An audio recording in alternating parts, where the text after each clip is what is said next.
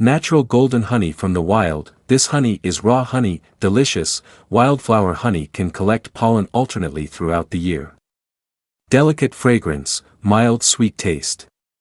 Suitable for play or mixed in food and beverages. Immortality is the incomparable miracle of honey.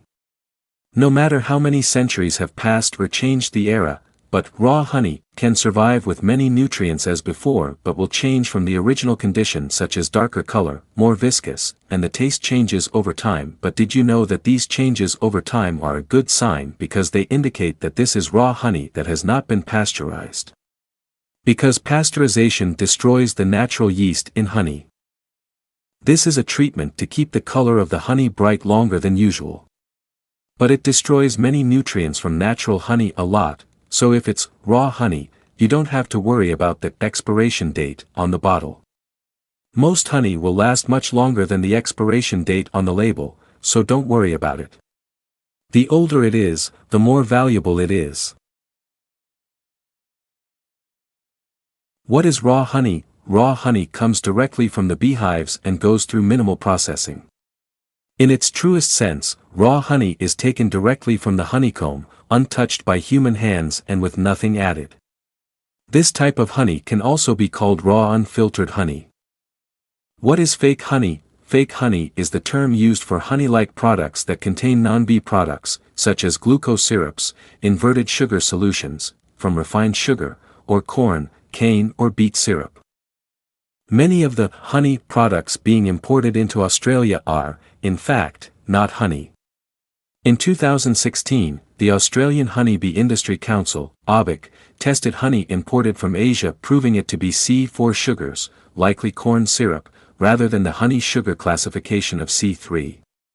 Check out When Honey Isn't Honey for the full report. While fake honey may look like raw honey, the key difference is that it is made in a factory, rather than by nature.